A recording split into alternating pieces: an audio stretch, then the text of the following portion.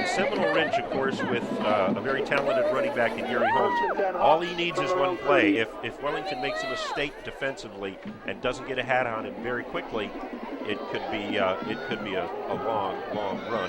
And right up the middle goes the quarterback, Trevor Vanskoy, who picks up a good 20 yards there. And Bill, they've succeeded pretty well when they've called his number. Well, that's coaching, because they saw something in the upstairs that showed that the quarterback's not being assigned, and so they get the little fake here and they just run the quarterback off tackle. That shouldn't happen.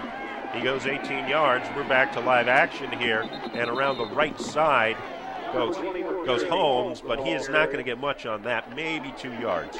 Indiana Neary had the play read so well, and he had the angle and he had the tackle for a loss, and he just didn't have the speed to get the running back on the edge. It would have been a big loss. Clock is still ticking here, 2:30 now left in the half. Still plenty of time, but neither team right now seems to be too concerned about stopping it. All right, the snap. And up the middle goes Holmes, but he is going to be stopped very quickly. Nice defensive play there by the line. Yes, and once again, it's a number 65, and we don't have a 65 on the roster, but I'm going to tell you something. He has stayed home on every play that's gone away from him and just waited for the ball carrier to come back, and that is well-disciplined, well-coached football. Indiana Neary also in on that with our unidentified number 65. We'll try to find out. We're going to find out at halftime who he is, because defensively he's probably the star of the game for Wellington. All right, so big third down here for the Hawks, 3rd and about 8. They are at the 40-yard line. Pass over into the left flat. Nicely executed, but very well defended as well. The Wellington secondary right on the receiver. It's going to be short of a first down, but it's a very short 4th down play. No, honestly, Dan, I think he might have it. It's going to be very, very close. You're right. That spot was a little more favorable than I had anticipated. Well, they're playing so far off the receivers. The corner came up and made a very, very good hit, and then was followed by Pursuit, who got another good hit in, and they stung the play for no yardage after the catch. But they're going to play off that far. You're going to watch the throw out here to the flat. Good ball goes up, and now the cornerback will come up and stand him straight up with an outstanding hit, and they get great Pursuit coming in. Number 23 hustling and knocks the ball out. Actually, on the play, David Arco did a great job. That was a fumble, and it was recovered by Wellington, but they must have called him down. Well, if we can run the replay again, I'd like to see that, because that was absolutely it sure looked like a fumble. That was up absolutely a fumble. It was absolutely recovered by Wellington, but we're going to see it again here. They may have now called he the stood whistle. Up here. Yeah, they may have blown the progress whistle. It was stopped, but unless they did blow the whistle, yeah, that's a fumble. they had to have blown the whistle, because obviously that was a fumble. I think rightfully so too, because his forward progress was. I agree. Was After stopped. seeing that again, his progress was great clearly job stopped. by our guys down in the booth as usual. Nice. All right, big 4th down play here. They're just gonna push and shove the scrum, and they do a very good job of get about 4 or 5 yards. And a minute 11 to go here in the half, and Seminole Ridge is looking for some points. Yeah, you shouldn't get 7 yards on a quarterback sneak. You really shouldn't. But I think they were looking for off tackle. Seminole Ridge is going to have to pick up the pace here unless they decide they want to throw the ball. After a really shaky start, Ridge seems to have gotten it back together. And here, going up for a nice run once again is Trevor Vanskoy, but it looks like this one might come back because there is a handkerchief on there. Yeah, Wellington's got a big task at halftime to drop something to defend the quarterback, because he literally has gone untouched. And they're going to have to come up with something. Here it is again. We're going to see the quarterback come through the hole untouched once again. And except for the penalty, he's going to be down on the 10-yard line. He would be inside the 20, almost on the 15, yeah. if not for the penalty. But that's going to push Ridge back another 10 yards, which is going to leave them with 1st and 20. Now, I wouldn't be surprised to see counter crisscross here, or maybe throw the ball But we talked about this before the game. If you give them, enough field, they're going to make a mistake. Everybody does. Going around the right side here is Holmes, and he's got some room, and he's making a nice gain and not brought down yet. But finally, he is dropped at about the 20-yard line. So he made up all of that and more in one carry. Yeah, and I'll say this much. Wellington is really hustling on defense because here comes the play off tackle, and the good running back's got the ball, and he's going to score. But the backside people, led by David Arco, comes from all the way around hustling to make this play. So it's not a disaster yet, and we'll see what happens. Here's 24 making a nice cutback. Watch the backside pursuit. There's Arco, and they make the play and hold him to about a 15-yard gain. And even though he didn't make the tackle, Chris Thomas did force him to stop and change direction, which allowed everybody else to kind of catch up. Well, this is what you love to see. You tell your kids when you watch film, hustling plays, never give up. Always go after the ball carrier because you never know, when a play like that could mean that they don't score or they do score. So we'll see. We got 34 seconds left in the half. That's right.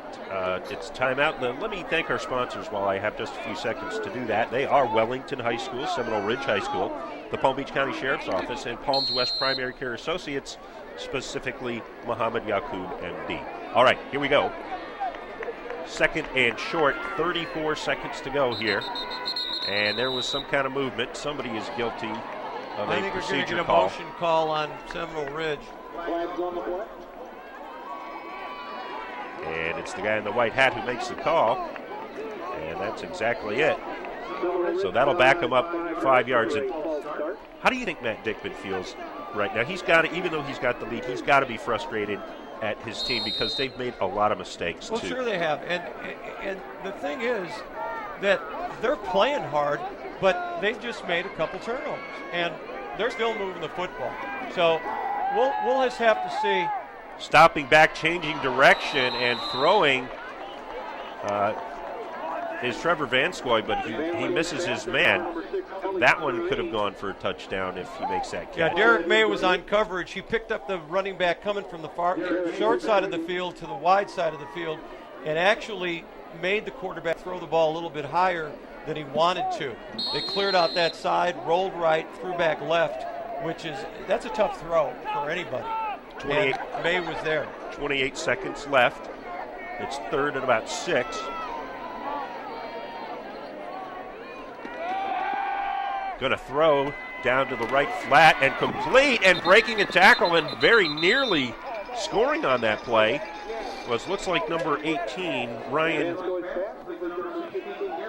No, it was Darian Williams, number 16. Yeah, very poor play by Terry Martin out here in the corner. He's playing off the receiver by 10 yards, and he's only got 5 more yards to the end zone. So he's got to make that tackle. He makes that tackle in bounds, I think the clock runs out. Yeah, and on the other side of it, it was a nice athletic move by Williams to stay on his feet. Absolutely. All right, here's the snap, and it's Holmes around the left side. He's got a little room, but he's also got the defense chasing him. Nice play by Wellington's defense. Stops Gary Holmes from scoring, and just 13 ticks left. Yeah, when we looking from up here, Dan, that looked like a walk into the end zone. He had the running back had 3 guys in front of him, and the Wellington defense, through sheer hustle, made the play and held it to a short game. And I don't know if I said it, but I did see some tape of Wellington's win over West Boca, and one thing I was impressed with was their defense and how well they played. They may not be the fastest defense in the world, but they're smart. They seem to know where they need to be, and so far in a game where they could be down much more than this if it were not for the stellar play of this defense. Yeah, well, Wellington, even back to the days in ancient Greece when I was coaching, was always known as good tackling teams, and you could always count on them tackling the ball carrier, and they've done that very well tonight. Where they've really not produced is offensively, especially considering where they've gotten the football. They are keeping their team in the game, but they are hanging on by a razor-thin edge here, as it's 7-3 with 13 and a half ticks to go. The ball is on, looks like about the 9-yard line. Yeah, the 9-yard line with 13 seconds to go. I think they're going to have to throw the ball. And not sure if Seminole Ridge has another timeout or not. There's a throw into the end zone. It is initially caught but then coughed up. Incomplete pass. And that was Williams again, who, you hate to have that happen when you're a receiver. Well, I'll tell you what, once again, Terry Martin lets the receiver, watch him come inside. You can't let the receiver get inside you down on the goal line. And gets way inside of him, and it's a perfect throw. Right in his hands. And there is no way. I mean, the quarterback can't put it in a better place. So I wouldn't be a bit surprised, Dan, if they came back with the same play. So that leaves us now with just under 10 seconds to go. And it's third down, but the clock really becoming more of an issue than the down and distance. Our director just said his mother could have caught that pass. Yeah, but he couldn't. His mother could have caught it, but he couldn't have caught it. His mother was a heck of a receiver in her day. All right. Back now, and about the same play as slant in. Coverage was tight, and once again, Williams cannot come up with a catch.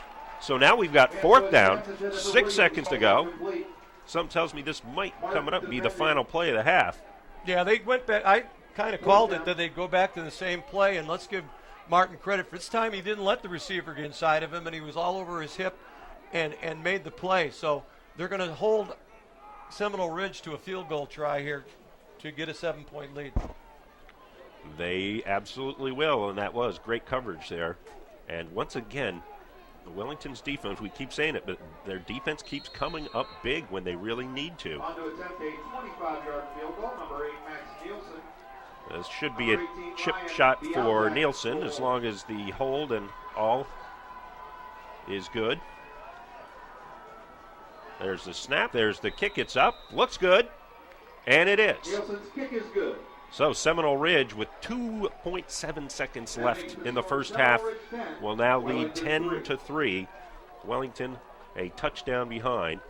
And I know it's a small lead, but for Wellington, who's not got their starting quarterback, it makes it a little bit of a challenge. Yeah, and Coach Romano's got to be ecstatic with his defense. They've just done a remarkable job of bending but not breaking. And in high school football, that's all you have to do, because eventually a turnover or a holding call, which sets Seminole Ridge back on this drive, or a drop pass in the end zone is going to be your undoing. And give them credit for just hustling. Seminole Ridge is executing their offense. They're running the ball. They're throwing the ball. Quarterback made a great throw. They've just not made the plays when they needed to, and neither is Wellington's offense. And even though it is close at this point, if Seminole Ridge, in my opinion, keeps executing now the way they are, this game is not going to be close at the end if Wellington can't find some way to answer. There's no way. Wellington has to be able to move the football in the second half, because you can't have your defense playing that long. And they onside kick it. And actually, Seminole Ridge should have gotten it. I don't think they did. I don't think they did either. And it leaves us with 1.9 seconds to go, and the ball on the 45. And did they have anyone who can chuck it 50 yards in the air? Not into this wind. Maybe we got to get our director's mother out there, since she was obviously can throw the ball 55 yards.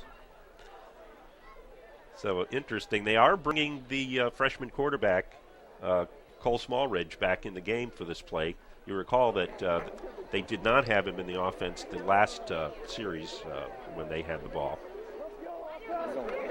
Well, in my opinion, they may take a shot at downfield, but they also may just take a knee here and go in 10-3. Well, they've got him in the shotgun, so let's see what they do. There's the snap. He is going to throw it, and he's going to go down the sideline, and that one's going to be picked off. That one was kind of, nope, it's dropped. Looked like number 7, Omar Pierre-Lewis, had a pick, but it ball's a little tougher to catch in the cold air. Yeah, a little better effort by the wide receiver, though. Could have gone up and got that ball. He definitely had the height advantage. So we've got a football game, Dan. We certainly do. It's 10-3 as Seminole Ridge leads the host Wellington Wolverines. That's the end of the first half. We will be back and see you at the start of the third quarter.